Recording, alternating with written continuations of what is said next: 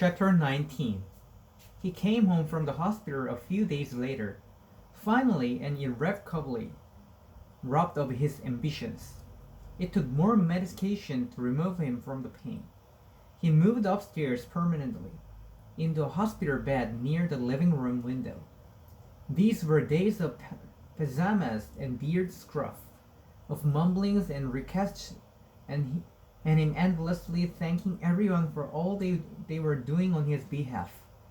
One afternoon, he pointed vaguely toward the laundry basket in a corner of the room and asked me, "What's that?" "That laundry basket?" "No, next to it." "I don't see anything next to it." "It's my last shred of dignity.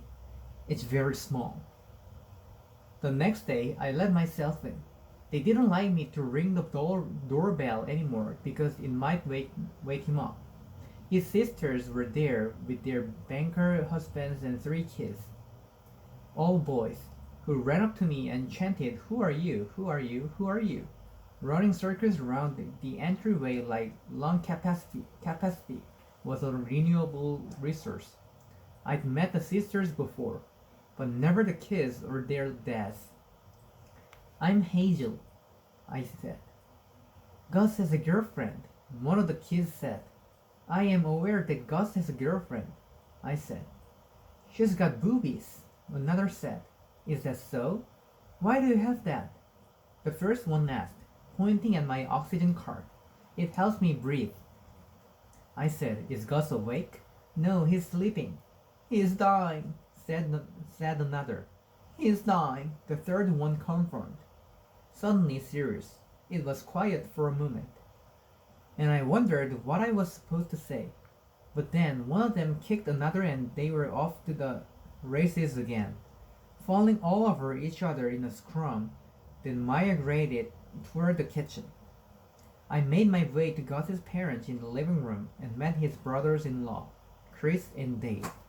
I hadn't gotten to know his half-sisters, really, but they both hugged me anyway.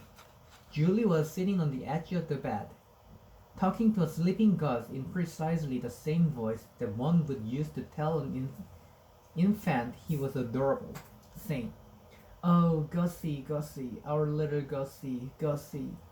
Our Gussie? Had they acquired him? "What's up, Augustus?" I said, trying to model appropriate behavior. "Our beautiful Gussie," Martha said, leaning in toward them. I began to wonder if he was actually asleep or if he'd just laid a heavy finger on the pain pump to avoid the attack of the well-meaning sisters. He woke up after a while, and the first thing he said was, "Hazel," which I have to admit made me kind of happy. Like maybe I was part of his family too. "Outside," he said quietly. "Can we go?" We went, his mom pushing the wheelchair, sisters and brothers-in-law and dad and nephews and me trailing. It was a cloudy day, still and hot as summer settled in. He wore a long-sleeved navy t-shirt and fleece sweatpants. He was cold all the time for some reason. He wanted some water, so his dad went and got some for him. Martha tried to engage Gus in conversation, kneeling down next to him and saying, "You've always had such beautiful eyes." He nodded a little. One of the husbands put an arm on Gus's shoulder and said, "How's that fresh air feel?" Gus shrugged. "Do you want mess?" his mom asked, joining the circle kneeling around them. I took a step back, watching as the nephews tore through a flower bed on their way to the little patch of grass in Gus's backyard. They immediately commenced to play a game that involved throwing one another to the ground. "Kids!" Julie shouted vaguely. "I can only hope," Julie said, turning back to Gus. "They grow into the kind of thoughtful, intelligent young man you've become." I resisted the urge to audibly gag. "He's not that smart," I said to Julie. "She's right. It's just that most really good-looking people are stupid, so I exceed expectations." "Right. It's primarily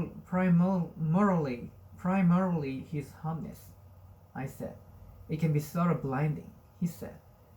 It actually did blind our friend Isaac, I said. Terribly tragedy. Then, but can I help my own deadly beauty? You cannot. It is my burden, this beautiful face. Not to mention your body. Seriously, don't even get me started on my hot bod. You don't want to see me naked. Dave, seeing me naked actually took Hazel Grace's breath away, he said, nodding toward the oxygen tank.